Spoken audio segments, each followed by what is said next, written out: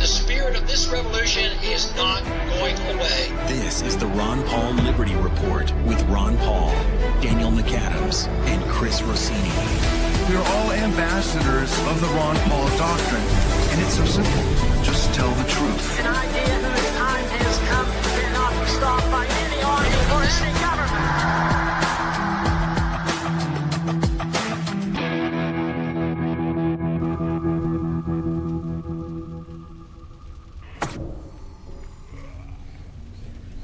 Hello, everybody, and thank you for tuning in to the Ron Paul Liberty Report. With us today, we have Daniel McAdams, our co-host. Daniel, good to see you this morning. Good morning, Dr. Paul. How are you this morning? Doing fine, thank you. Good. I don't know why, but a lot of other people aren't doing so well. You know what day this is? Yeah.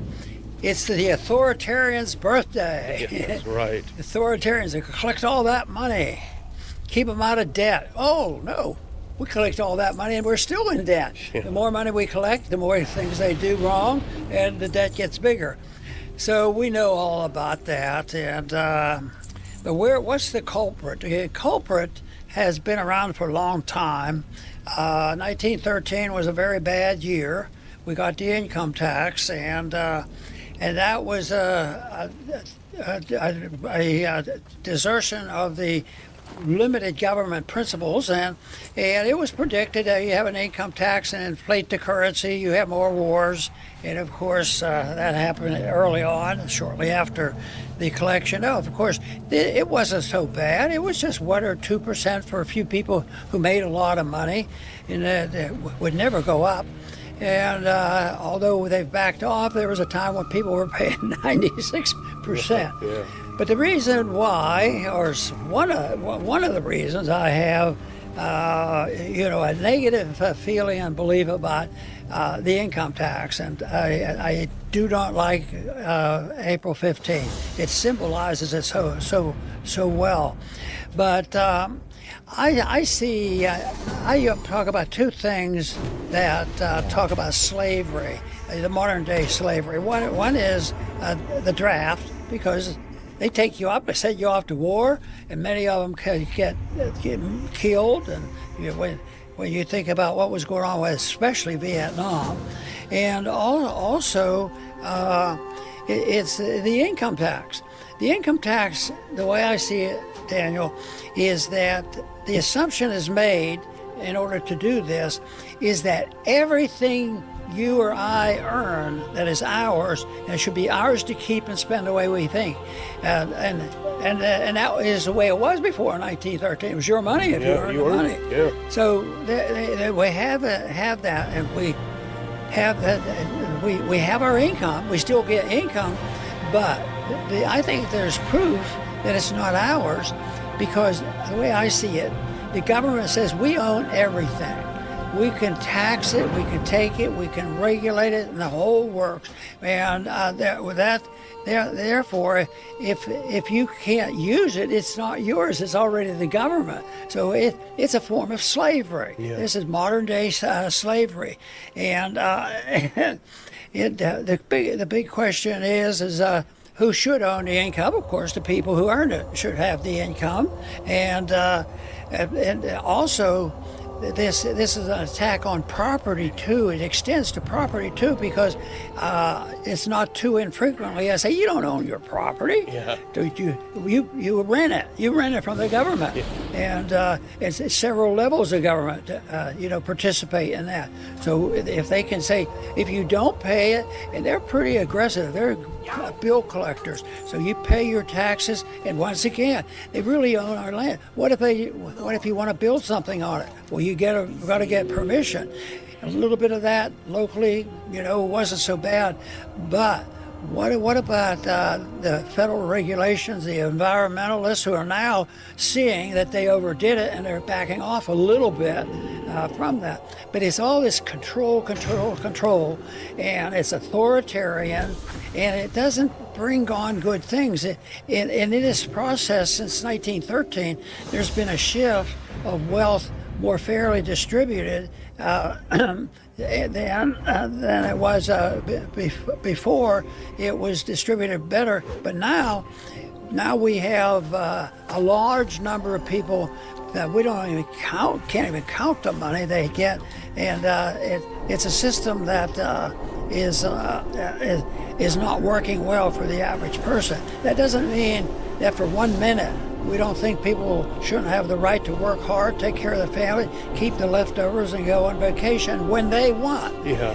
But it doesn't work that way, and eventually it ends because politicians, believe it or not, you were close to some politics, they can get in the habit of spending money, and even the other way, they have an ownership of ours because they don't even have to send the IRS agents now. All they send is a dollar bill that's worth half it was last month. Yeah. And so it's a system that's doomed to fail, and people don't recognize exactly what has caused the problems that we have today because they're explainable, and it turns into a fight over you want this and we want that. We're the good guys, you're the bad guys, but they never deal on a basic principle of who owns you. And that was one thing the founders emphasized, that there's such a thing called self-ownership, and I think we have forgotten about that. Yeah, you make such a great point about the fact that you only rent your property from the government, and if you stop paying rent, you stop owning your property. A lot of Americans believe they're free, and they laugh at people who live in places like China and Cuba because they can't own property. Well, guess what? We're in the same boat. We really are in the same boat. We shouldn't be too smug. But you covered it really well. But I did come across an article from Paul Craig Roberts today, and I didn't agree with all of the article, as is often the case with PCR, but I still think he's a good guy, and I thought it would be nice to just sort of refresh. April 15 reminds us of how unfree we are. Now here's the part I liked, because you summarized it very well, but if you go to the next one, he says, there are no Americans alive who are not born under the income tax. All Americans alive today were born into slavery. But when I was young, there were millions of Americans who had lived most of their lives as free people. These were the last free Americans. And as you pointed out, he said the income tax came into being in 1913, a deception like everything else the U.S. government does. And as you say, the first income tax rate is only 1%, only applied to very high incomes. The top rate of 7% was only for tycoons. Hardly any Americans were subject to the tax, so the constitutional amendment allowing an income tax easily passed. Isn't that true, Dr. Paul? Isn't that the case? Oh, we're only going to spy on the bad guys. Yeah. They spy on, we're only going to take a little bit of money from the super rich. Oh, okay, well, in that case, put it back up. I'll just almost when the income tax law became law on the eve of World War I, a war America had no business being involved in, the thresholds were quickly lowered and the tax rates quickly raised. It's always war, Dr. Paul. And PCR continues by saying, the U.S. dating from the Declaration of Independence is 250 years old. The U.S. income tax is only 113 years old. We've existed twice as long. The U.S. has existed for more than twice as long as the income tax. So there we have it. We haven't always had that claim on our money.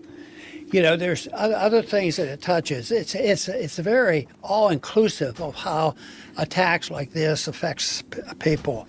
But it's civil liberties. It affects civil liberties because privacy has disappeared because they don't want anybody cheating, of course. The government's allowed to cheat, but the people can't cheat and keep their own money.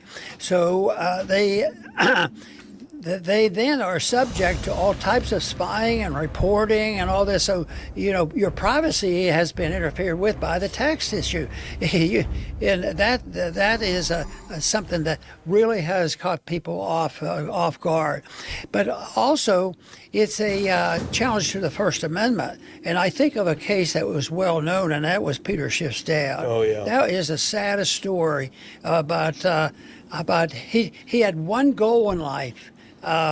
Philosophically, and that was to argue the case that what they're doing is unconstitutional. And his approach is the kind of approach I think is correct. It was the collection of the money that was the real unconstitutional thing, because some people argue that maybe they did get some authority to collect under the 16th, but the First Amendment is violated. But Peter's dad, was dissolute in great sickness, chains on his legs, and died, locked up. And they moved him around at the last days of his life away from where his kids could see him, across the country. I mean, it is so vicious, and because it is so, they can't stand the idea that what would the authoritarians do? What would the warmongers do if they couldn't steal the money from the people who don't want war? Because they need money not only to fight the war, they need money to propagandize for the war, and then interfere with what you can say. So it's a violation of the civil liberties. There's so many evil things that has come from the income tax. And again, just like Cuba and China, they have political prisoners. Well, we have political prisoners. Irwin Schiff was a political prisoner. That's why they treated him so badly. Right. So we have a lot of that. But I'm glad you mentioned war, because that's what our taxes go to fund. Now, not directly, which might actually help us in our anti-war cause. If someone came around and said, okay, we're going to have a war with Iran, we need about $20,000 check. No, it doesn't go that way. It goes through inflation. But nevertheless, it's all spending. Go to the next one. Here's our good friend, Clayton Morris of The Redacted. Great program, formerly on Fox. And he puts up the Iran war cost tracker. And now it's stopped because I made a JPEG of it, but it was stopped about a half an hour ago at $51,084,185,451. That's how much we've spent on war. And Clayton points out, Americans have now spent over $51 billion on Israel's war with Iran since February 28th. These are conservative numbers. Remember that when you send in your taxes tomorrow on tax day. There you have it. They are not good. They are not responsible with our money, Dr. Paul. And you can see why it took me, I was in Congress several years, but it took a lot of years for them to concede to give me a chairmanship of a very, very minor subcommittee.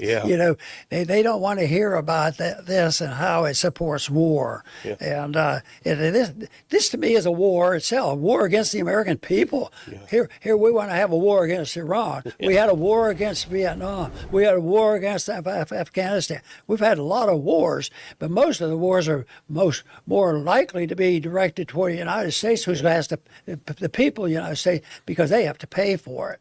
And once they were forced to give you that little subcommittee, they instantly regretted it, because you started bringing in really great witnesses, really great programs, and you did so much with that subcommittee. but also I learned very quickly that it was a committee where anything dealing with the Federal Reserve would go through that subcommittee and the committee. And all of a sudden, they stopped. And I think one of the staffers I had went through this. In the last 56 legislative proposals of that nature went through that subcommittee, and all of a sudden they went to some other esoteric committee. And but we're really fair here. We're treating Ron Paul just really good. But well, anyway, let's move on to the next one, because it's painful. It's very, very painful, and I know doing your taxes, but something else that's equally painful, I think, Dr. Paul, the federal government picks our pockets, it goes to war and wastes our money, but it also, as we know, it spies on us without a warrant. Go to this next one now. This is FISA. It's time to be, it has to be reauthorized because it had a sunset clause when they originally passed it around the Patriot Act. And this is President Trump when he was campaigning just in April of 24. Kill FISA. It was illegally used against me and many others. They spied on my campaign. DJT. That sounds pretty good. And I remember when he said that, Dr. Paul, I thought, this is great. We may finally see this thing sunset. Well, I'll keep it up there, please. Well, here is, unfortunately, President Trump today or yesterday, I'm working very hard with our great speaker, Mike Johnson, along with Chairman Jim Jordan and Chairman Rick Crawford, to get a clean extension of FISA 702 through the House of Representatives this week. There you go, another flip-flop from Donald Trump. And Marjorie Taylor Greene chimes in, so warrantless spying is MAGA now? Right. You know, the FISA stands for Foreign Intelligence Surveillance Act. And it implies, and of course they argue, we have to spy on these bad people wanting to send bombs over here and kill us. So it's very, very important that we have this, and we want to do it with the least amount of exposure of what we do with our military. But that isn't true. I think it should be called the American Citizen Surveillance Act. Yeah. Because it was a sneaky way of doing it, and who was it? I think you remember exactly who tried to stop that little thing. Yeah, it was. It was John Conyers and Justin Amash. Yeah, Justin, right? Yeah. And that's after we heard from Ed Snowden. He's the one that blew the whistle. Well, hold on, guys, we're spying on you too, not just the bad guys. Right. Yeah. Well, you know, Glenn Greenwald has a great article out. It's behind a paywall, but there's a couple of good things that you can get before you go to it. If you go to that next clip, Trump reverses himself, joins Obama and Biden in demanding a clean renewal of NSA domestic spying powers. Go to the next. There's just a couple things about it that's important. A little bit of background, because it can be confusing. And I worked on this when I was in your office, and I was confused at times, either section this, section that. But the reason why Greenwald is so important is because he was doing the Snowden reporting. He was there at the time.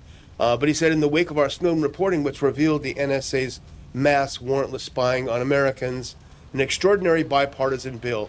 Now he explains the bill between Conyers and Amash that would have reined in the NSA's domestic spying powers by imposing serious limits on how such powers can be exercised when aimed at American citizens.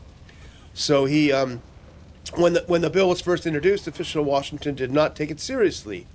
And I remember this, Dr. Paul. Remember 2013, the Snowden revelations were causing serious public anger about NSA spying.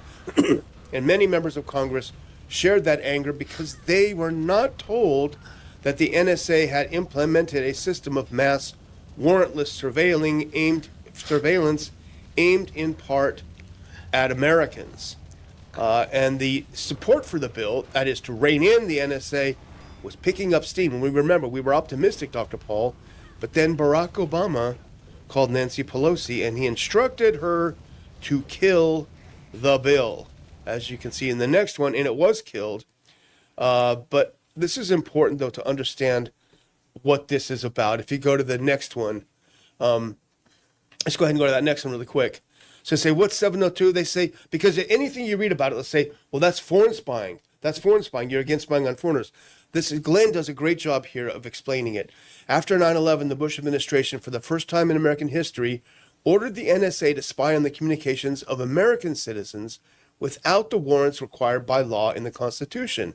They did so by eliminating the requirement that forces the NSA, when they're spying on foreign nationals, to immediately stop spying once it becomes apparent that they're listening to Americans on the phone calls or reading their emails.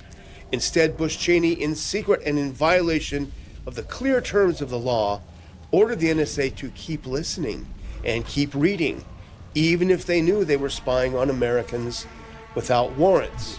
And Glenn goes on to point out that it is blatantly illegal and unconstitutional, a violation of the core purpose of the Fourth Amendment. So that's the thing, Dr. Paul. They would use this. Oh, he's talking to a foreigner. Oh, we can keep listening to him.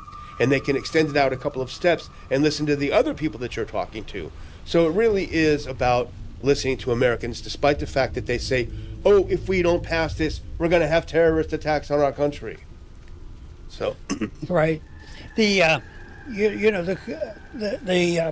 phrase that they use when they have a bill basically is good. It's good for that from their side, but they don't want it open up because they might lose some of the clout in the bill. We want a clean bill. A clean bill is a dirty bill. Yeah. Really dirty. And to convince the people we have to vote for the whole thing, don't have a discussion, and then write up a rule that you can't have a debate on it. But there's another way that you can look at this clean bill or clean comment or clean process, and that is just leave it alone. Yeah. Just leave it alone. Guess what? It's going to expire. Yeah. And they don't have to even be on record now, except they were on record of voting to bring the bill up. Yeah. And if you had the right leadership, they wouldn't even have a debate. They just wouldn't bring it up. So and then it would be all over. And it is good that they at least put that in there, but it doesn't work real well. That sunset clauses, but the sunset clauses, I don't know how often they work because everybody wants to see that as an opportunity, either to make it worse or some people want to make it better. Yeah. But I think this is a wonderful opportunity to define what a clean bill is like. Clean bill, put it in the garbage. Yeah, clean up the house, yeah.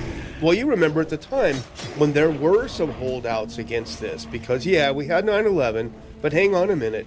What are you spying on us for? Why do we have this Patriot Act? What's going on? They say, oh, don't worry. We've built in sunset clauses. This is just right now. We're under attack. And a lot of people said, okay, in that case, we'll go for it. Of course, you didn't, and a few of the other good people didn't, but a lot of people were swayed, and that's how they got these terrible bills. Demagoguery. Yeah, that works. Well, I want to do one final one because Massey should have the final word on this, I think. If you go to the very last clip, Massey posted this on X today. He said, I'll be voting no on final passage of FISA 702 reauthorization if it does not include a warrant provision and other reforms to protect U.S. citizens' right to privacy. Yesterday, I offered these 3 amendments to fix the program, but they were not allowed last night. The Rules Committee, I'm adding this, had no dice. So what he added is the warrant requirement, which is important. If you're going to listen to an American, you should have a warrant. No reverse targeting. It bars intentional targeting of non-U.S. persons abroad when their actual target is the American citizen. Now that's a sneaky thing that they do on this. They really want to listen into Ron Paul's phone call, but they listen into some, a Canadian calls them and that gives them their excuse, what have you. And then the third one is repeals the 2024 expansion of FISA to the Wi-Fi and internet communications. That's a little bit more esoteric, but 3 very important amendments that would have at least made a bad bill better. And what do they say to Thomas Massey? Go pound sand. It's too bad, but they manage it pretty well, and that is make it complicated. Yeah. Instead of the clean bills that you can eliminate, but they do that, and of course the worst thing is the demagoguery that goes around on the publicity and getting the people riled up. And the people keep doing this. This is why, the people have to assume some responsibility. But then again, I want to sort of soften that because what are they exposed to from cradle growing up? They get exposed to all this on a money issue, the war issue, and then when no threat arrives, they have to create the threat. Just think of what has happened here in less than 1 year since January. I mean, last year. I mean, this is horrible. Yeah. But it keeps doing. But the people, there's some that want to wake up, and they see when they hurt, but they have to do it on a basic generalized principle where everybody's treated the same way. But if you say, well, we want to help this group, we'll send this group some money, that's too much manipulation, and it never works because that means you got to have a lobbying group, and the biggest the lobbying group is, the more effective they are because they keep the congressmen who want to stay there. They want to do good. They want to help everybody. So just help me get my position, and I'll become a chairman of a of the committee, and I'll do all these good things. So they march on, and the government gets bigger, the people get poorer, and people get angrier, and the opportunity arises now, which I think it is, because we're entering a phase of chaos in many ways, and that is when the opposition, who want to make it worse, they're going to try to capitalize on that. But there's others now who are conspiring for the cause of liberty, but they have to do that in secret, Yeah. Well, they may seem on the surface that these two topics are a little bit disparate, but in fact they're very related, because this is a perfect example of how government operates. They get their little camel snout under the tent, and then next thing you know, oh, this is just a tax on the very wealthy, and it's a couple of pennies out of the dollar. Don't complain. Oh, this is just a surveillance against the people who blew up the towers. Why are you complaining? What do you have to hide? Oh, I have nothing to hide. Next thing you know, here's where we are. One thing that annoys me is right now there is an attack because some of the Marxist-leaning people are getting into office, and a lot of people do. In California and all, get the rich. The rich, they're the problem. But if somebody makes some money honestly providing a service, and the people vote on their product, that what harm are they going to do if they're rich? What are they going to do with their money? Yeah. They put it in a shoebox and spend. What if they spend? Oh, they spent it and they bought a house. Oh, how many people got a job out of that? No matter what they do with it, somebody else is going to benefit from it. And but they still, it's envy that drives that. It's not common sense but if they're getting their money. There's a line that they can't cross, from my viewpoint, is if they're getting their money because they are using government to get favored treatment or contracts, and they get rich. That's when the answer there is not throwing everyone in jail, because there'd be a lot of people in jail. But that's when you stop the programs, stop doing it, and stop inflating the currency. And most congressmen would be in jail because they're all doing the insider trading. Yeah. Well, I'm going to close out today. And we got a good live audience on X, and we really appreciate that right now. But I do have a link in here. I forgot the last couple of days. But I do have a link in for our conference coming up in just a week and a half. And there are a lot of people around Texas, around Houston in the area, who enjoy coming to see our show. So if you haven't gotten those tickets yet, there are a few left. I've opened up a few more blocks of tickets. So they are there. I've got a great group. We talked about Marjorie Taylor Greene today. She's going to be there. Joe Kent's going to be there. Professor Robert Pape, who's done some excellent analysis on the Iran war, is going to be there. Brian McClinchy, a longtime friend of ours, is going to talk about the policy perspective of the U.S.-Israel relationship. So it's going to be a real timely one, and you're going to enjoy it. So if you are inclined, if you can make it down here and have a good time, get those tickets. The link is in both YouTube and on Rumble if you're watching us there. So yes, we appreciate that. I think it was in the last sign-off we had the other day. You had to explain that you had to make some arrangements to get a few extra chairs. Yeah, I keep typing to Adam, hey, can we fit a few more in there? And Yeah. kind of rearrange things, yeah. So, Well, that's good. Yeah. That makes it worthwhile. Matter of fact, I take it very seriously, and being worthwhile, I feel good about it. But also, I enjoy it, too, because getting together with like-minded people, it's sort of like if you like to go hunting, you like to go hunting with people who like to go outside and hunt. And it brings people together. It's just that this is not work for a lot of us. It is work, but it isn't the kind of thing that you slave. We can't compare it to the regular work where you pay. We don't get paid for some of this. But anyway, I'm delighted to be a participant and encourager of these conferences, because I think that's where I get a lot of energy and enthusiasm, because the people are so grateful. So I am thanking everybody that joins in one way or another and helps move the cause of liberty in the right direction. I want to thank everybody for tuning in today to the Liberty Report. Please come back soon.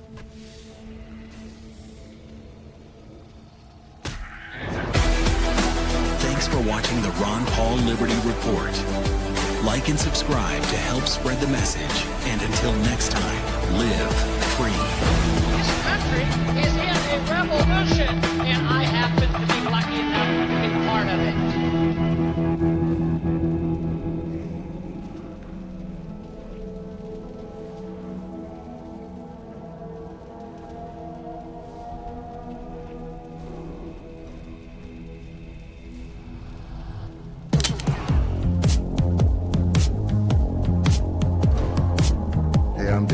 welcome to my shop.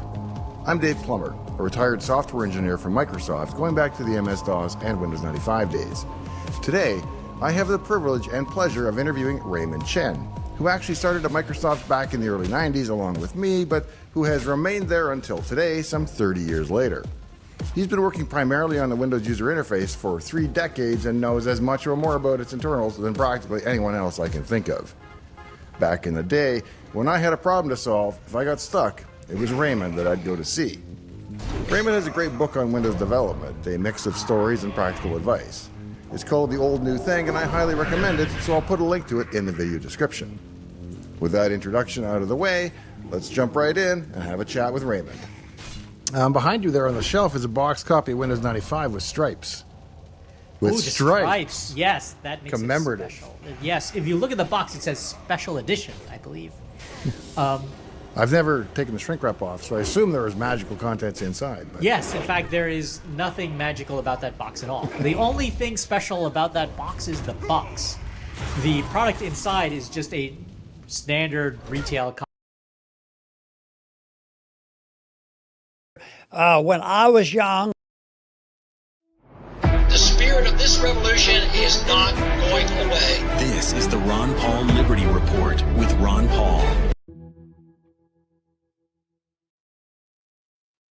hello, everybody, and thank you for tuning in to the Ron Paul Liberty Report. With us today, we have Philip Patrick, our economist from Birch Gold. He's been with us before, and we're always glad to hear about his economic updates. Philip, welcome to the program. Thank you for having me, Dr. Paul. It's an honor. Very good. Well, there was a little excitement in the last 24 hours, and, the way I look at it, our government endorses the principle of economic interventionism. That is, all forms of intervention opposite to the free market. So we've had a lot of that going on, but there's a rule that the people should realize, and it was stated plainly by Mises. And anytime the government gets involved and they come up with a policy or a regulation, they create new problems, 2 new ones, and I think that's what's happening here. But it's a little bit more complicated than that. Today we got the message that that the blockade was canceled. It was, back to normal, and oil went back down a lot. Stock markets went up high. Gold went up. So the market says no big deal. We really like this, and that's where we are today. But the whole thing is I think the most fascinating, Philip, is the fact that when they put an intervention on, especially with this administration, they put an intervention on like tariffs. They say, aren't tariffs wonderful? We've created all this, and they'll come up with statistics which are fantastic, and the American people say, well, but we don't feel that way. There seems to be a problem. But they put on an intervention, and then they come along, like they could start a war or two, something like that. Then they come up and they spend a lot of money, and then they end the war, and they want more credit for ending the war, and they wanted credit and took credit for starting the war. That makes it a little bit hard to digest, but it's good to have an economist with us today to tell us how do we explain these things. It's a little bit odd, and it's a real challenge. Philip? It's a tough one, and trying to rationalize all of the decisions coming out of the administration is almost an impossibility. Look, one thing's very clear. We're starting to see a new type of warfare playing out. The missiles have stopped for now, and it's economic warfare. The Iranians realized very early on that their power, lay in sort of squeezing us economically, and they understood they had huge leverage with the Straits of Hormuz. Ultimately, 20% of global shipping passes through that narrow strait. We were in a tough position for a while, and I think that's where the premise of this naval blockade came in. The idea being trying to remove that leverage from the Iranians and put economic pressure on them. And the signs are it's working, right?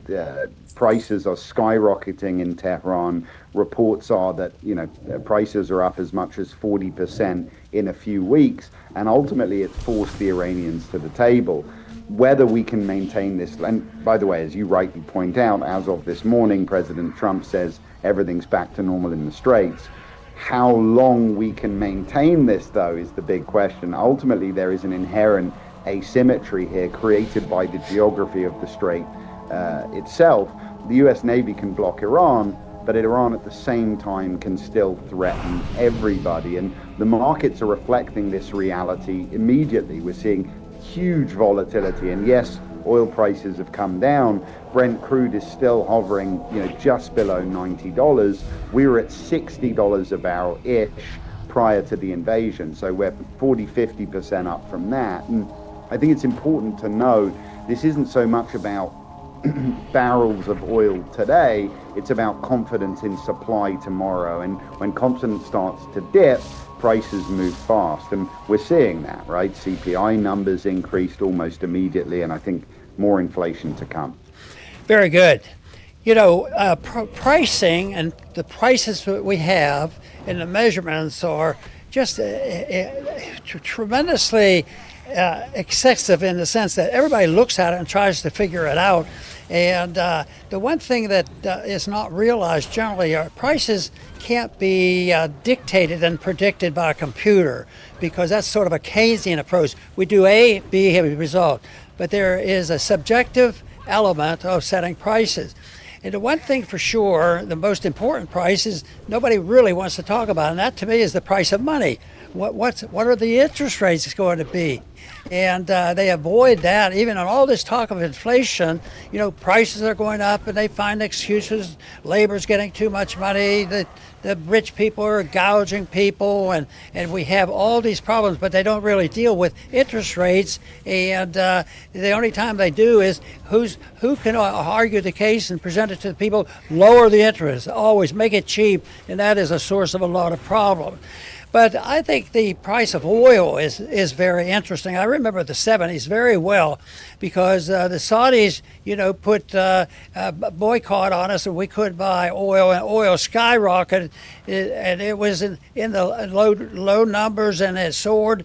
But one thing I noticed, it went real high, and then when things settled, oil prices did come back, and Philip just mentioned the price of oil, backed off a little bit. We don't know where it's going to go, but it backs off a little bit. The one thing I found out or paid attention to in the 70s, I think will happen again. When you have inflation due to monetary issues, the monetary inflation, those prices may go up, may go down, but long term, those prices keep going up because the prices are measuring the devaluation of the currency, and that's not going to be easily reversed. Long term, that's going to continue. But in the 70s, the price of oil never went back to where it was before the crisis occurred, because the market doesn't forget about the amount of money we created. And just think in the last year or two, the amount of money we have created, the amount of money we're going to create with an approaching national debt of $40 trillion. There's going to be a lot of printing of money. So yes, Philip, you mentioned the oil around $60 goes up to $100. Oh, it's not back down again. They've solved their problem. No, they have not solved their problem. The market has to be fickle too, because they can't figure out what the politicians are going to do. So now the big question is, what will happen? Well, from my experience, the little bit of experience I had in Washington, it's going to continue to pump out the money and pump out the inflation of the monetary system. And therefore, I would expect prices of oil, $100 to go down, but it's never going to go down to 60, most likely. Probably never should say never, but they will go down, but they will not forget about the inflation. They will not eliminate the devaluation of the currency, but not a lot of people want to talk about that. They want to talk about prices And there's two reasons for that. Policy, which messes up the market and pushes oil up, and there's the monetary instrument of just printing too much money. So that's a little more complex than anybody usually talks about on Wall Street. Philip? Yeah, absolutely correct. Oil, I think, is the canary in the coal mine, and it's doing a lot of heavy lifting right now when it comes to driving prices up broadly. Oil is up 12.5% annualized this year, and it was the large driver for the increase, and pretty sharp increase, that we saw in CPI. In fact, if you removed higher oil prices from CPI numbers, it would be around 2.6%, which tells you a lot. We're dealing with a supply shock today, not necessarily a demand boom, obviously. You mentioned the 70s, and I think it's a really good case in point. Energy shocks are the most dangerous types of shocks, and I think ultimately it was high energy prices that really started the stagflationary episode in the 70s.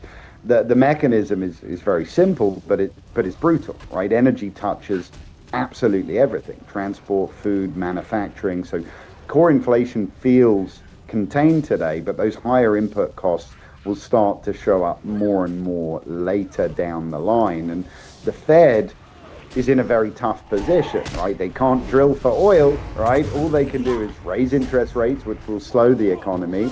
And then you end up getting the worst of both worlds, which is rising prices and slowing growth. I don't think this is a problem that the Fed can solve. It puts them in a tough position. You mentioned at the beginning, huge pressure on the Fed to lower interest rates, and we understand why the executive wants that. They want to lower borrowing costs, free up money for the government to go and spend and try and stimulate economic growth.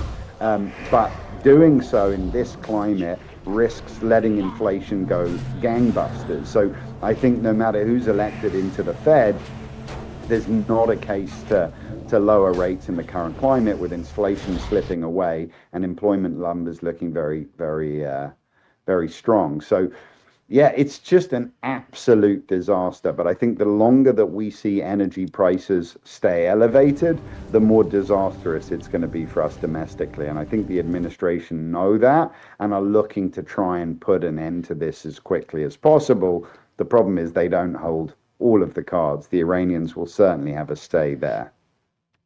You know, I mentioned that there's a subjective element to pricing, and this subjective element, it can be varied a whole lot. The emotions of the people who are buying, all kinds of information that people get.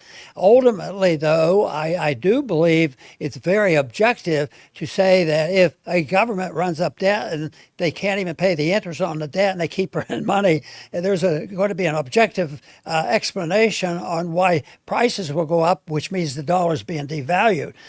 But I wanted to ask you a little bit about the statistics that comes out of government, because you as an economist, you probably look at a lot of these statistics, and sometimes there's a lot of statistics, and some people who look at GDP in one way, other people look at it slightly differently. But I was thinking the other day, matter of fact, I looked into it, but what if you blow up a submarine in a war that you shouldn't have had, and you say, oh, that's okay, we'll build another one, and maybe we can build two.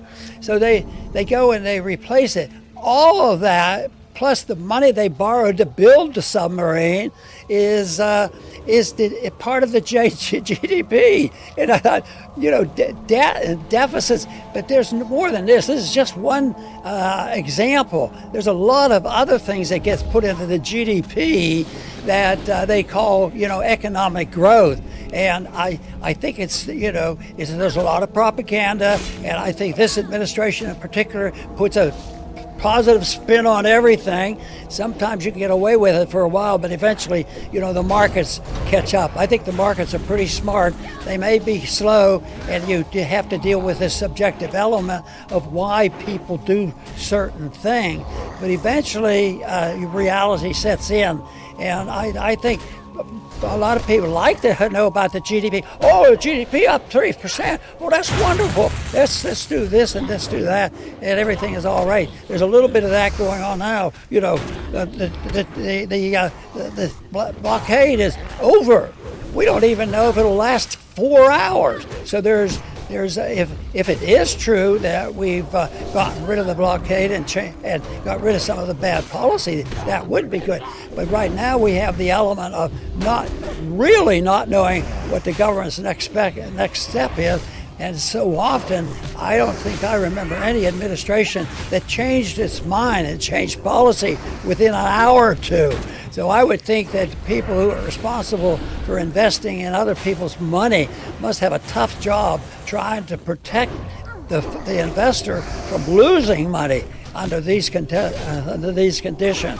But I'm sure you pay a lot of attention to statistics, and do you think there's a bit of a challenge when you have to understand what those statistics show? No, a huge challenge. You gave a very good example with the submarine. Look at last year's GDP numbers. We had very strong GDP numbers, but they were driven by investment in AI data centers. So we're talking about a handful of companies that put huge investment into some data centers. This didn't affect 99% of Americans. It didn't improve their quality of life. So there's certainly an issue with how the numbers are being portrayed. They're being used for political means. Look how well we're doing. Look at these strong GDP numbers, but it's not reflecting reality.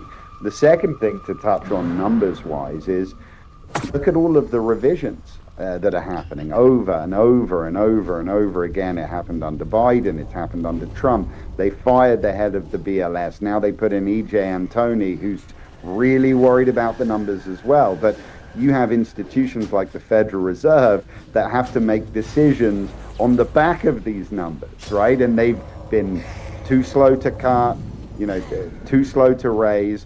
They're working with faulty numbers, and they're getting a bad rep because they're doing a bad job. Well, how are they expected to do a good job when the numbers don't reflect reality? And then you look at things like CPI numbers. The government come out to tell us, well, CPI today's at 3.3%. Most people I speak to says it doesn't reflect reality. Why? Because the government started playing with CPI numbers in the 80s and 90s to try and drive down the numbers. So I think all in all, we have a numbers problem across the board, but it makes planning and making decisions really difficult. And we're seeing a ton of volatility and a ton of uncertainty in this climate. And I don't see a way out, at least for now. We've been talking really about why it's more difficult to plan and for young people to plan the future and save their money. I can remember when I was young, and even recently we tried, and that is to teach a young person to earn back in my day, a couple pennies, a couple dollars, open up a bank account. And put the money in, and it paid them a little money for little jobs. And then they learned the value of money. And I remember a small account, just a few dollars, and you get a couple of dollars of interest rates. And back in those days, people learned from it. But they don't. You can't learn from it now. You have to tell them, well, this is a good idea. I'm going to give you $25 for what you're doing here. But, I'm not so sure that putting that in the savings account, because if you keep it 5 years, it might be worth only $18 or something. It's going to go down. So it really makes it difficult to teach frugality and a little bit of honesty. So that is a trouble. And the other thing that varies a lot is, we talk about prices varying, anything from interest rates to oil. But the one thing is the pain that is ultimately suffered the most at the tail end of this, the people who get the benefits, who get to use the money first, at the tail end of it, it's usually poor people in the middle class. And so it's not fair. The pain isn't fairly distributed. One person I remember a long time ago said, I don't know what's wrong with you on this. I don't know why you don't accept the idea that if you increase the money supply by 20%, labor prices, costs and salaries will go up 20%, prices will go up 20%, and everybody's going to be happy.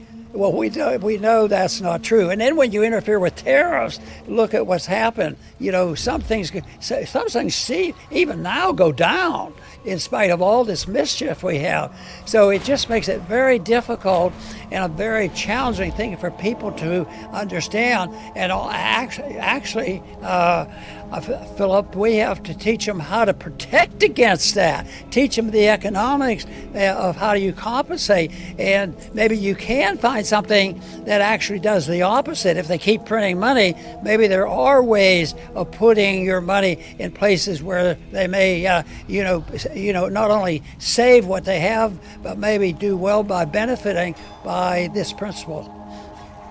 I couldn't agree more. And you make, I think, a very important point. It is becoming increasingly difficult for people to just make ends meet. And I think, without going into a long thing, but I think the Federal Reserve are complicit in that. And, you can see massive shifts since the turn of the century. Low interest rates, massive quantitative easing, ultimately induced asset prices. And we've seen it with just absurd growth in house prices and just absolutely everything across the economy. Well, the problem in the United States is assets are heavily concentrated in the top 10 and 1% of the population. So what's happened in reality, every recession, every round of easing and money printing has juiced asset prices, and it's made this section of Americans much wealthier. But of course, the other consequence is that money ultimately bleeds through into the broader economy and drives the price up of commodities, things like bread and milk, things we need every single day. So those that own assets, the top 10%, they got way richer as asset prices went up and then had to bear the cost of higher prices for eggs, bread, and milk. Well, the problem, of course, is the bottom 90% of Americans who don't own assets and ultimately had to bear the cost of higher prices. Since the 1970s, $50 trillion have disappeared from the bottom 50%, gone up to the top 10.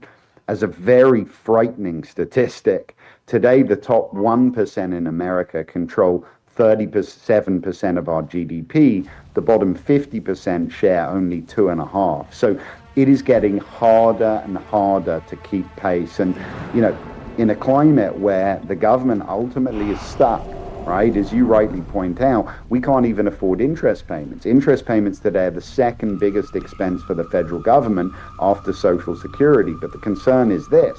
We're adding $2 trillion to the debt every year, and the world is commanding higher interest to finance it. It's projected that within a decade, debt service can be 50% of revenue in the United States. That is an unsolvable problem. So I, like you, share the belief that we're trapped.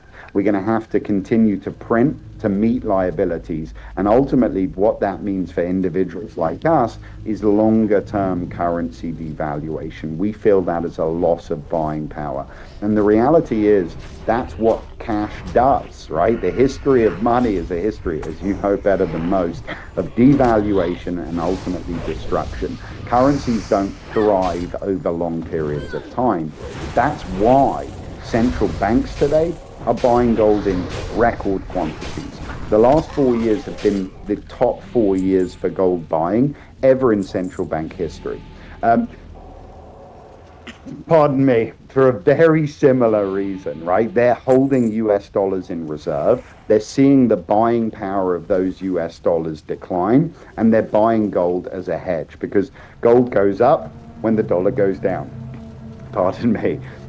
So ultimately, there is a way to protect against longer-term currency devaluation. Commodities in general do it, right? You could do it with wheat and pork bellies. The problem being, they spoil, they're hard to store. There's a very specific reason gold is the commodity of money. But I have to say, when I was younger, starting out as a banker many years ago, I had started to tell myself that gold was a relic, that the world had moved on. And this climate, watching what's happening with debt, deficit, and currency, has been a reminder to me that the world just forgot. And I think they've been reminded gold became the number 2 global reserve asset last year. It overtook the euro, and it was a function of central banks around the world dumping US dollars, buying gold.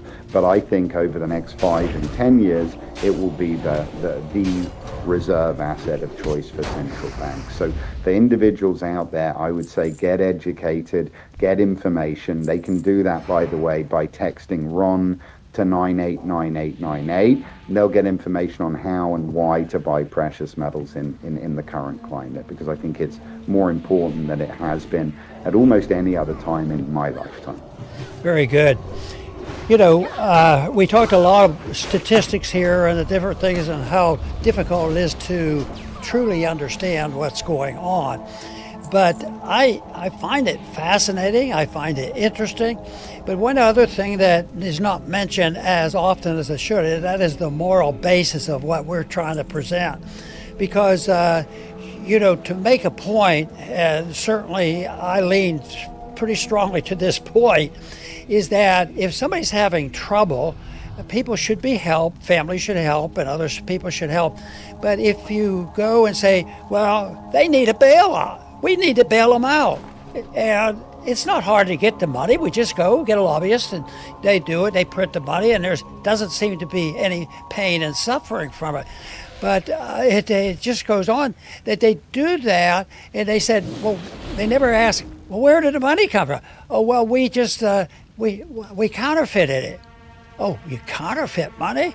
And yeah, we committed fraud. We do this. We steal from one group because taxation for redistribution of wealth for many of us, that's theft. You know, you have to steal it from one group.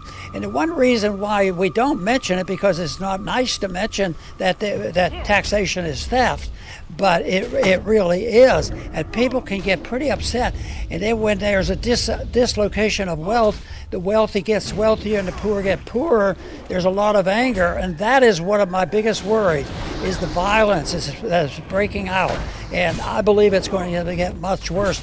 That's why I think this whole process has to introduce and introduce the whole notion of morality with what we do, and talk about, if taxation is so wonderful, why can't you call it what it is? It's stealing from somebody with a gun. If you don't cough up and send that money to the people who have a good lobbyist, then everybody's in trouble.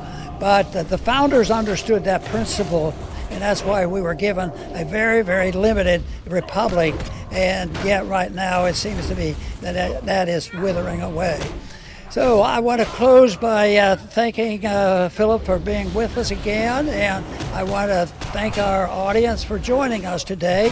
Please come back to the Liberty Report soon.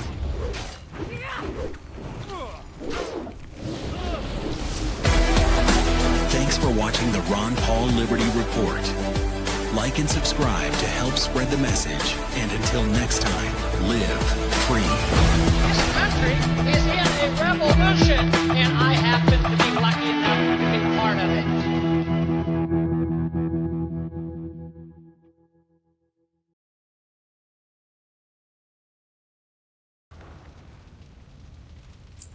Have your help in solving that little problem at this little strait over there, who knows where. But didn't the Chinese just take their ships through, and maybe they challenge them? Is that a big deal? But I think the big deal has already passed, and that is, who started the war? Why did they start the war? What's the end point of this war? And who's on the right side of rightness? Well, we have our opinion, and of course the American people are waking up. They're not all buying into this argument, but we're in this war because of national security reasons. We have to have security, we have to have safety, and we have to do that by protecting our interests. And you know, one thing that just came up recently, Daniel, is the fact that when the Iranians said, "Yep, it's our strait, and we're going to charge people to go through, and we're going to pay for the war. We're not going to ask for." The people who bombed us unnecessarily for the money. Just let us charge, and we can rebuild on our own, and that annoyed our president. Yeah, he was mad. he said, by what right can they profit off of the American people and just getting their ships out of there? So he was very, very annoyed, and probably still is annoyed, and. Even though it has some merit to the thinking about this, the odds of that solving our problems when you think about why are we in this war, and what's the end point? Nobody knows, so it could go on forever. It looks like the chant of the far left for decades has always been, "It's all about oil. It's all about oil." And I go, well, this can't be about oil. There's so much oil these days that oil prices they weren't that terrible, before this war started. But it did do something to the price. Maybe somebody wanted the price of oil to go up. Maybe there are benefits. And maybe a little war now and then. Maybe there's profiteering and building more weapons. And then it's a good testing ground. Maybe we want to just test some new weapons. And this will be it, because nobody will catch on to what we're doing. But the American people need to catch on and connect what's going over there, what our foreign policy does to the domestic policy, and why people long-term should not allow our government to slip into or go marching into wars that are totally immoral, unjustified, not constitutional, and a lot of people die. And the tragic stories we hear about how many people have already died, or how many have died since World War II, how many civilians have died. And now with the sophisticated weapons, they can do a lot of damage. Oh, we only killed so-and-so. The carnage may be down, but I'll tell you what, the payback isn't going to go down. The payback is just starting to seep into the system, and the American people will wonder about it.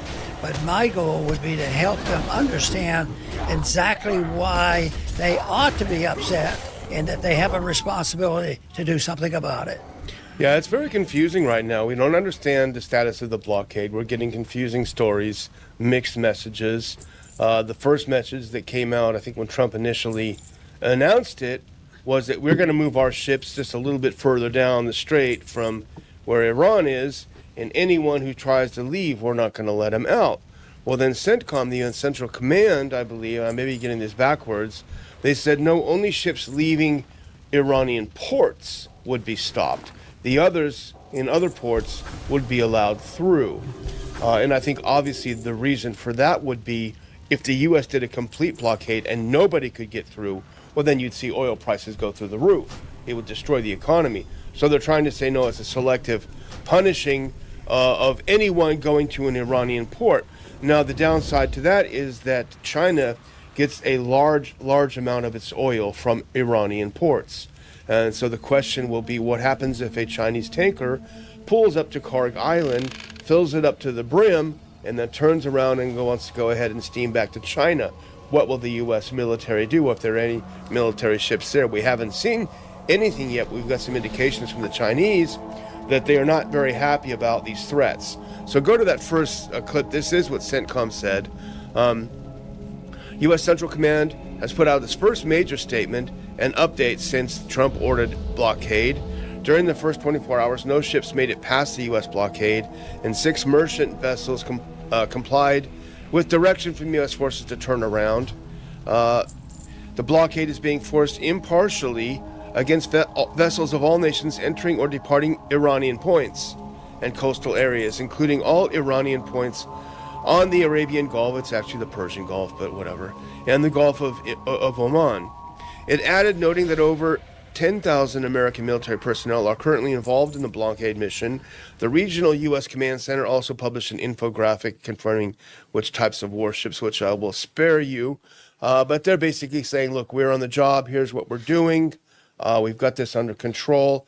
I'm not so sure about that, Dr. Paul. I think a lot of this is some bluff and bluster on their part. Right. You know, I kid seriously, though, about oil being an issue. It is an issue. It will be an issue. And this all started off a good many years ago, all about oil. Is when we participated in the coup back in 1953. It was over oil, and it was saying that we in the United States and in England we want some of the action on there. So, but right now, I see this whole thing over there as something like it's simmering, and every day more so. Every day it's getting hotter. It's more difficult to get information. And understand what's going on, and will the discussions really help? The discussions, in many ways, are very, very late, and I was always annoyed and was concerned about the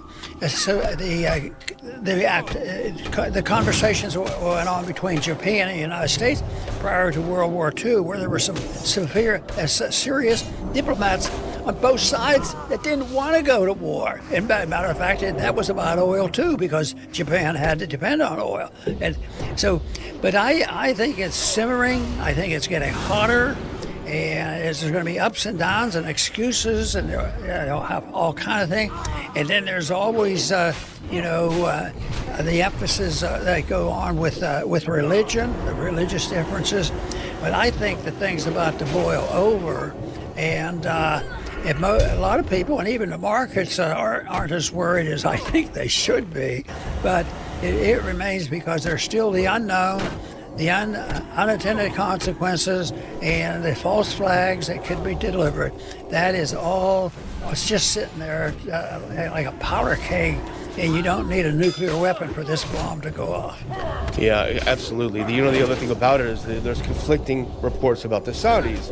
Because if you remember a couple of days ago, the Saudis are reported to have communicated to Trump that he should finish the job, finish off Iran.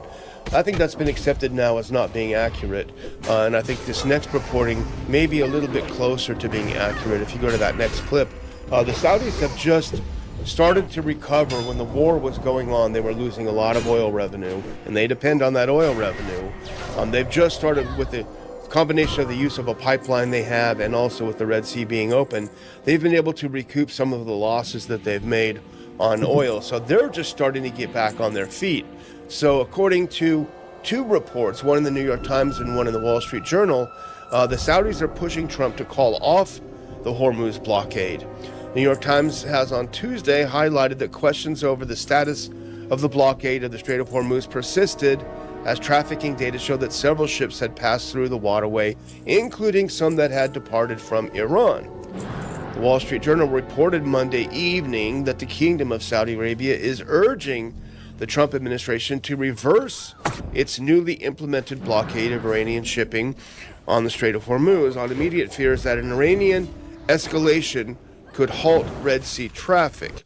Now, people will remember, Dr. Paul, that the Red Sea that Red Sea passage is controlled by the Houthis. This is the Bab al-Mandeb passage, is another chokehold in the region controlled by the Houthis, and no one's going to sail through that if the Houthis say it's closed. Impossible to do. They actually were able to chase us away, if you remember, last year. If you go to the next clip, you can see not even the U.S. carrier group George W. Bush, they don't even want to go through the Red Sea, Dr. Paul. This is Will Scriver pointing out that, confirming my previously stated suspicions, the George W. Bush Carrier Strike Group is sailing around Africa to get to the Middle East. If you look at that next clip, here's a map showing you that this is according to the U.S. Naval Institute. Go to that next clip if you can. Dr. Paul, they've elected to go all the way around the south part of Africa rather than try to go through the Mediterranean and through the Red Sea Straits. So obviously they are spooked as well. So it's something that the Saudis don't want to see happen, and they're worried that more tense this gets, well, the Iranians can just call up their friends the Houthis and say, shut it down. So they have some leverage, I think, is the point I'm trying to make. That's right. It's a shame that they can take something very important in economics, that is free markets, prices determined in the marketplace, having sound currencies, and when there's a scarcity of goods, and you follow just a few rules, in economics, you wouldn't have any of this. And yet economic policy is a big issue in almost all wars. People want their oil or whatever they want, and then there's the conspiracy of just being in charge and making new weapons and testing the weapons out. So it's a game they play, but the really tragic part of all this is that a lot of people profit from this type of a foreign policy, but a lot of people die over this, and it just is as a general issue that when you have a system like we have in monetary system where you inflate and run up debts, the rich get richer and the poor get poorer, and then it's just thrown on the people who believe in free enterprise. See, look at what your free enterprise do. What you need is Marxism. Yeah. And they use the very policies that so many conservatives and anti-constitutionalists tolerate and say, well, you have to bend a little bit. You got to get along with this and the free markets. They've rejected it wholesale. So. But now we're not at a place where I think the discussion should have occurred a long time ago, and all of a sudden, boom! Just even 6 months ago, the world was a different place, and it looks like it's going to get worse. Yeah, absolutely. Well, one of the analysts I follow, Brandon Weichert, who I disagree with often, but I think he's a very insightful individual. I think he has a good take, Dr. Paul, on why Mohammed bin Salman and the Saudis are nervous about this. He said, I think the initial report that MBS, that's Mohammed bin Salman, the de facto leader of Saudi Arabia, the initial report that he wanted them to attack harder was either fake news, or if it was real, it was because he calculated Trump could attack with troops the Iranian oil production. And I highlight this part. But a blockade, from Riyadh's perspective, is the worst possible outcome because it's slow and it damages everyone in the region and it stymies their ability to send ships through. In any event, MBS does not support a blockade. He should be listened to on the blockade. It's a total disaster. And that is a good point, Dr. Paul. The Trump administration wants results immediately, but a blockade like this will be a slow process. Iran can sell oil. It does have the ability to transport via rail, which is more expensive and it'll be a longer route, but they can even send it all the way to China on rail through the Belt and Road Initiative. So they have the ability to try to outlast the U.S., which, as we know, that's been the story of this whole conflict. They outlasted. The U.S. thought that as soon as we got decapitation, they would give up. As soon as we start bombing, they'll give up. This and that, they'll give up. Well, it hasn't happened. So this is a gamble I'm giving up really quickly. I don't know if I want to put my money on that table. The partnership that we in the United States have with Israel, and especially Netanyahu, is an issue that will have to be, dealt with, because I think that connection there is a holy alliance. And no matter what is said or criticism made, it seems like there's a lot of influence. You say, you're talking anti-Semitism, and yet at least we try very hard to make the point that eventually, and even now, Israel's going to be in a more difficult place. Instead of using all this energy and effort to get along with neighbors, we're ending up with another powder keg, and that one, it might be the biggest one of all. Oil, I said, is a big deal, but I think the coalition of Netanyahu per se, not Israel or not Judaism, it's not that. It's the people that are involved in contriving up these policies with our government. And guess what? There's a lot of influence in this country to take that position, or you will suffer. Yeah, that's the truth. And Israel has been very much involved in this. There's no question about it. It's objectively true. Just as Ukraine was very much involved in influencing the U.S. government to send a bunch of money over there under Biden. Now skip ahead one, and I think what you're doing is you're making an intro to this next section, Dr. Paul. Skip ahead to sides could return, because here's a lot of speculation on this, whether they're going to sit down again. Sides could return to Islamabad for talks. Behind the scenes back and forth suggests the mediated talks might not entirely be over. Also, as the clock ticks away on the initial 2-week ceasefire, now a week in, U.S. and Iranian negotiating teams plan to return to Pakistan later this week. Yes or no? It's a good question. U.S. officials have not confirmed the plans, and the reality is that in Islamabad, the two sides' demands were very far apart. I don't know that that's the case. That's not what I've heard, but they did collapse on the nuclear issue. And there's reports that, and I was just listening to a program coming in of someone who was there on the Iranian side, Professor Marandi, that J.D. Vance kept getting up and making phone calls. And I think this has been widely reported in the American press as well. He kept getting up and making phone calls, apparently to President Trump. They said he did it 11 times in the course of the negotiation, which is it's a strange sign, because it shows that he doesn't really have a mandate to make any decisions. He's kind of a messenger boy. There was also claims made, and it was by the Iranian foreign minister, and I've seen it confirmed, that he also made a phone call to Benjamin Netanyahu, the Israeli prime minister, while he was in negotiations with Iran. So if true, that's not a good sign. But here you have Netanyahu actually bragging about being in touch with J.D. Vance. If you put that next one up, Netanyahu backs Trump's Hormuz blockade. That's no surprise.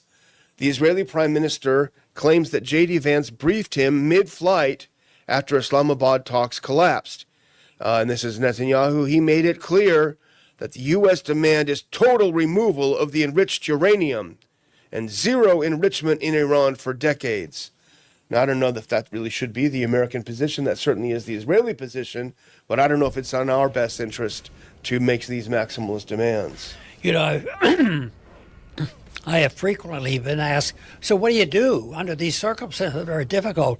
And of course, to simplify it, I said, just come home, just march home. We just march in with no moral authority. So, but I know that's not going to happen, but something will happen as time goes on, because we can't afford to do this. And empires end when they go broke or extend themselves too far from their main homeland. When that happens, then it's likely to quit. But right now, even if you don't want to wait for the total liquidation or the change in currencies, just quit sending so much. We could find some good use of that money back here at home.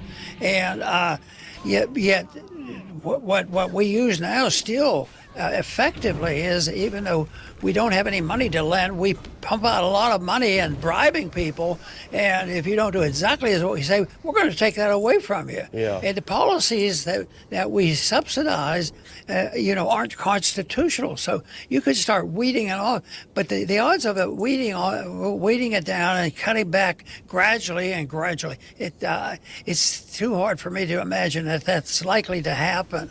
You get a nickel and a dime here, but you never shift it. The shifts come when either both sides are totally exhausted and they don't want to fight anymore, or one country that has a lot goes broke. And I think we are broke, and that's why I don't think anybody be in the Middle East. All the countries there are going to suffer the consequence of this chaos, and it might be left into the hands of, who knows, some people predict, keep an eye on China. They might pick up the pieces.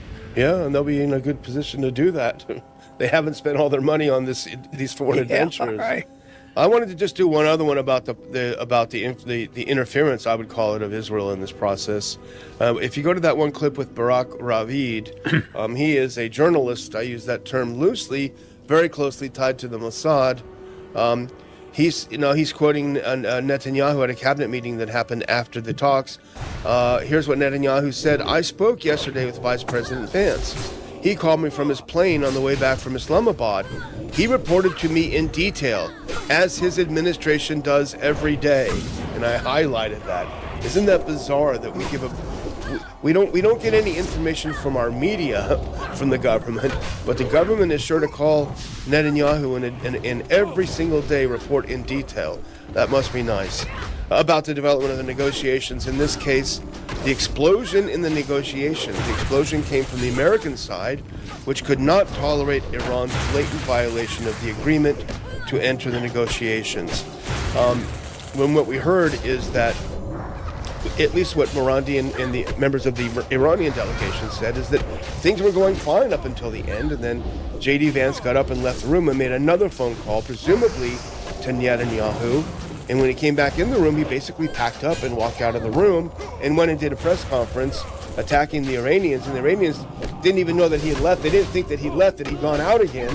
And there was a lot of confusion. At least that's what the reporting was, for better or for worse. So I think there's a lot of stuff going on behind the scenes with this. You know, you touched on an issue that not many people even mention, and that is when the information is let out, and now you're explaining the strong possibility that we consult with and maybe very often follow what Netanyahu wants. At the same time, you know, the decency of a truthful revelation of our policies and what we're doing and why we're doing it, and explaining it to the American people who suffer the consequences that are going broke and suffer the consequences of the destruction of the currency. Yeah. They get ignored. Matter of fact, they get snowed in by just more of the same. So if they've endangered some people and have pushed them into poverty, send them more money. More money. Bring on the defaults. But I think that it eventually happens, and people will wake up, but nobody knows exactly when. It depends on what the people think, because yes, it's hard to organize a large group of people to do things, but people will come together when it's very obvious. And right now, I think the American people, how about the polling we look at? Yeah. They don't want this war. They didn't want to go in. But, Daniel, that's exactly what we had in our hands for the Iraq war. Yeah. The American people didn't want it. And all the polls. And yet, by the time they go, soon we knew. Mission accomplished. Yeah, There it was. That's their mission. And the American people are suffering the consequence. Absolutely. Well, I'm going to close out here, and if we can go to that very last clip, because this is pertinent to what we've discussed today, Dr. Paul. This is to remind you that Joe Kent will be speaking at our upcoming conference. Now, just about a week and a half away. There's still time to get some of. I've freed up another block of tickets. We're getting pretty tight in there, but we're able to do some reworking of the room and free up some more tickets. So, Joe Kent, as you will all remember, one of the highest-ranking intelligence professionals in our government. He resigned over the Iran war. He said, A, Iran is not making a nuclear weapon, and B, a lot of this is being driven not by U.S. interests but by Israeli interests. Of course, he was hammered for both of those things, but he was certainly in a position to know, and he's going to tell us what it was like, what led him to make his decision, a difficult decision, to resign in protest. So I'll add some links there. If I forget to do it immediately, go to ronpaulinstitute.org, and there is a link to where you can get more info and your tickets, and there's some good articles up today. Do a little reading while you're there. Over to you, Dr. Paul. You know, our conferences are slightly different, if not a lot different, than most political organizations and academic meetings that we have. But one thing that I enjoy the most is you talk to somebody who had a conversion. They changed their policy. And the one that we thought at the time and continue to think, and sadly he's not with us anymore, is Walter Jones, because we knew him as a very nice, decent person all along. But all of a sudden he says, you know what, Ron? He says, I think you're right. I think they have been lying to us, these secret briefings we've had. And he finally got some information, and he realized that the lies were being told. And that's, I think, a big thing, that the lies are being told. And we now have people coming, and they enjoy coming to our conference. And I imagine it isn't just two that are better known. I think the other ones are going, I used to have this. Well, of course, we hear personally from that, personal stories. But that to me means that people can change their minds, and that you shouldn't assume, he's bullheaded, he's a neocon. And that's one of our arguments, that always treat people decently, because down deep in their heart, they may be, I wished I could do that. Matter of fact, I had somebody tell me that once. He says, I just wished I had the courage to vote like you do, because he agreed with it all. But politically, it was sort of interesting, because it's funny he told me that. He says, I can't, I just can't do it.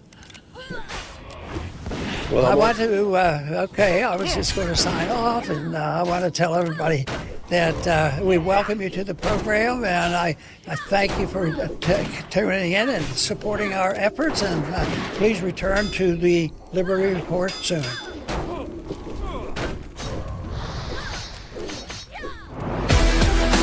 Thanks for watching the Ron Paul Liberty Report.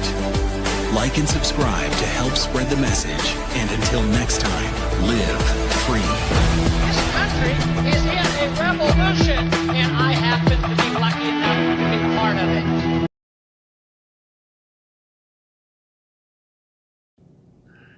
Hello, everybody. Thank you for tuning in to the Weekly Report.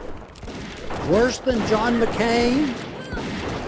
Following President Trump's address to the nation on Wednesday about the Iran war, stock markets suffered losses while oil prices rose.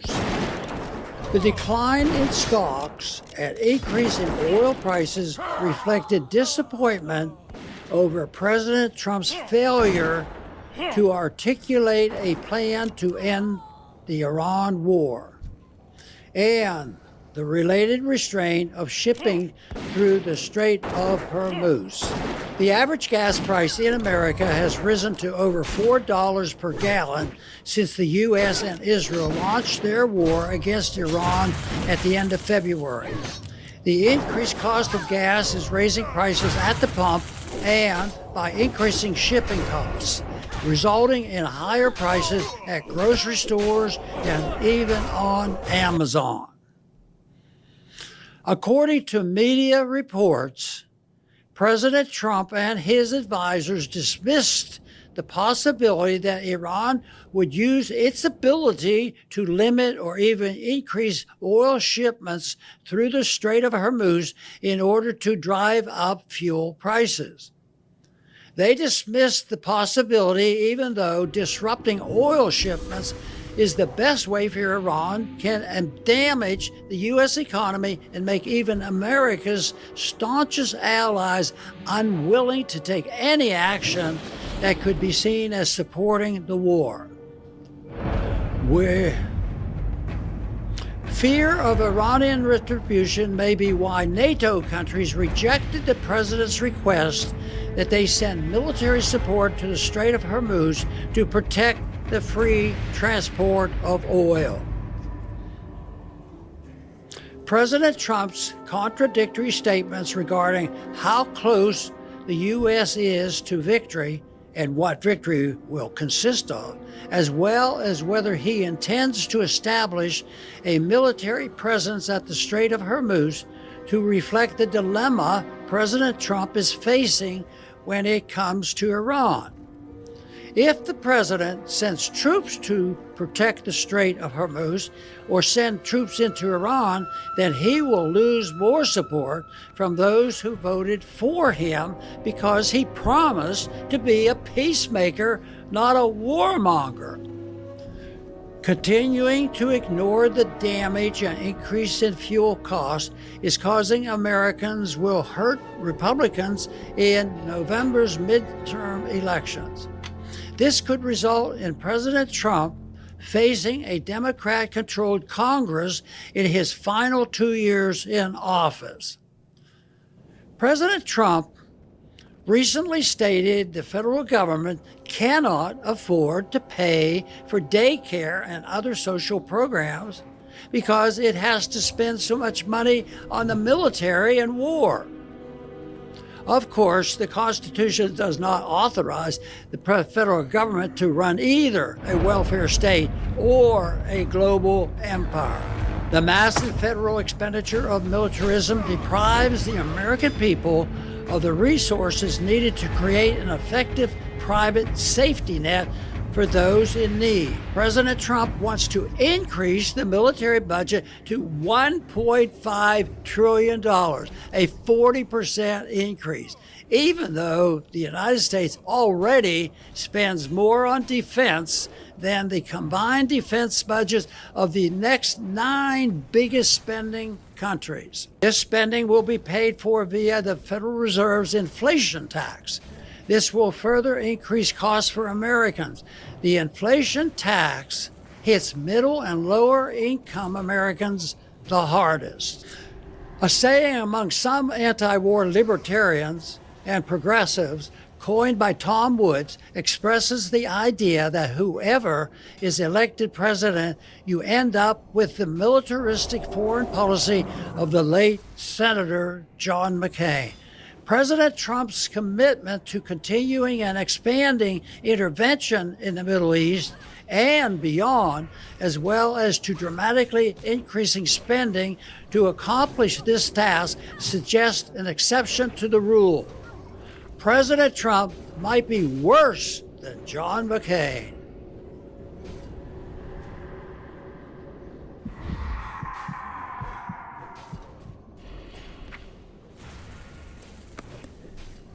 NVIDIA's Blackwell Ultra has 208 billion transistors across 2 dies. Those dies are made in a titanic fab using an intricate process with hundreds of steps dealing in the dozens of nanometers.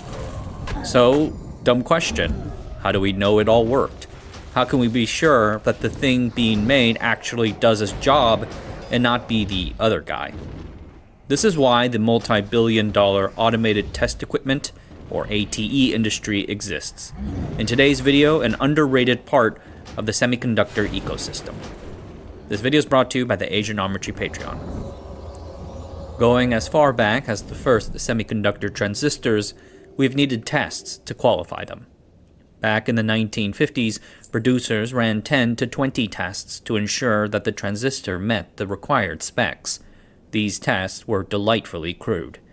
Harry Sella, who first learned at Fairchild Semiconductor, recalled running one such test in an oral history for the Computer History Museum.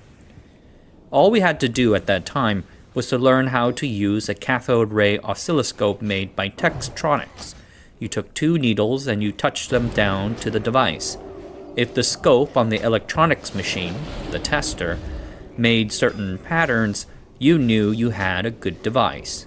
If it didn't make certain patterns, you knew you had a bad device. That's just one test. Manufacturers generally use a whole battery of them, administered at key points in the production process. Determining what specific tests to run and when to run them makes up what we call our test strategy, which is a key part of the industry.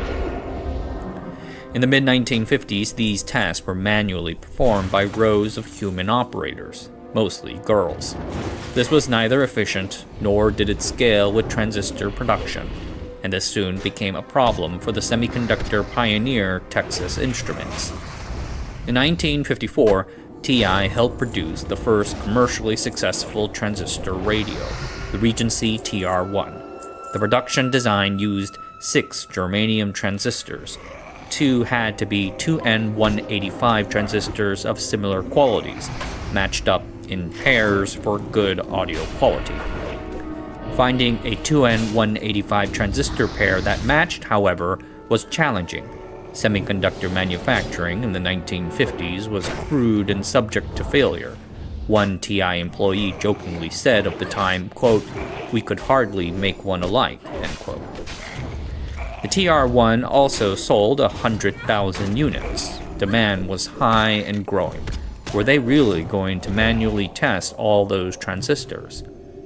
In 1958, Ed Millis and a small team at Texas Instruments put together the first prototype of what would be called the CAT, or centralized automatic tester. A person first manually mounts the transistors onto the CAT, and then automatically cycles the transistors through about 18 tests. Each test result is recorded as a simple pass-fail, or go or no-go. The transistors are then sorted into 10 bins. Is there a Harry Potter joke that I can be making here? Anyway, those in the same bin are considered similar enough to be paired in a radio. Those who didn't get sorted are failures, like me. Millis recalled that the thing looked like a piece of junk, but by the end of 1958, this junk kitty was testing a cool 2,000 transistors an hour. Just in case you were wondering, it would take this poor cat some 4,570 years to test all the 80 billion transistors on an NVIDIA H200, one by one. Texas Instruments said in an industry magazine article that it planned to improve and eventually sell its CAT tool. TI later produced an improved version called the SuperCAT, which can run some 6,000 to 9,000 transistors per hour through a gamut of 40-plus tests. Other semiconductor companies started selling their in-house tools too. Signetic sold a product called the Model 1420. Fairchild sold testers too. But the industry really took off with the first full merchant test system companies, led by a pioneer in Boston. It is the late 1950s, and Nick DeWolf was trying to figure out what to do next. After graduating from MIT, DeWolf worked at General Electric, putting together televisions. He recalled putting them together and having no idea whether they worked until they tested them. He got bored of that and quit. He then joined a semiconductor company called Transitron in Boston as their chief engineer. Most of his work involved engineering and producing millions of discrete transistors. DeWolf joined despite knowing next to nothing about semiconductors. But that's okay, because as I said, in the 1950s nobody knew anything. In his oral history for the Computer History Museum, DeWolf said, "Our key product was the germanium diode. Nothing controllable, sort of a hunk of semiconductor with a needle that touched it. We didn't understand the principles, it just happened to work." And then we wound up later on building the gold-bonded diode, which had a junction that was little more controllable. But essentially the challenge was how to push a needle into a piece of silicon, make a connection. Back then there were no fabs, no tin-spitting lithography machines with robots picking up and dropping off wafers. It was just a warehouse with rows of girls sticking needles into rocks. This lack of sophistication made test very important. DeWolf said, "It was very obvious to any of us in that world that the testing was very much at the heart of the economics of the whole plant. Because the yield rates were often so low, when you put an object into a testing system, that decided whether it was worth 20 cents or $5. Wow. Therefore, that test needed to be reliable. The tests were intense, the equivalent of a Navy SEALs course for diodes.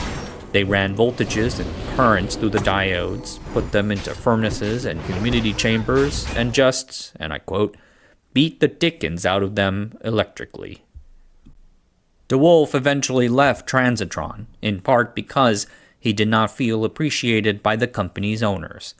DeWolf considered starting several businesses before settling on semiconductor testing.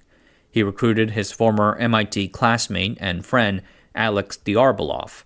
Alex handled the marketing/admin, and DeWolf the engineering. They famously met in a class because both their last names started with the letter D. The two didn't know each other that well at the start, but DeWolf just had a feeling that they would vibe, and they did. They wrote out a business plan, raised VC money from one of the investors of DEC too, and founded Teradyne in 1960. Teradyne's first product was a diode tester, built from DeWolf's time making diodes at Transitron. Roughly speaking, a diode is a one-way valve for electricity. When you send a current through it, in the right direction, you want to see a characteristic voltage drop. Then, when you try to send a current through the diode in the opposite direction, you want to see it blocked, save a little bit of leakage. To test this, Transitron had this instrument called a forward inverse 2-meter rig. As the name implies, it had 2 analog meters. The operator runs the diode and reviews the measurement to see whether it was within spec.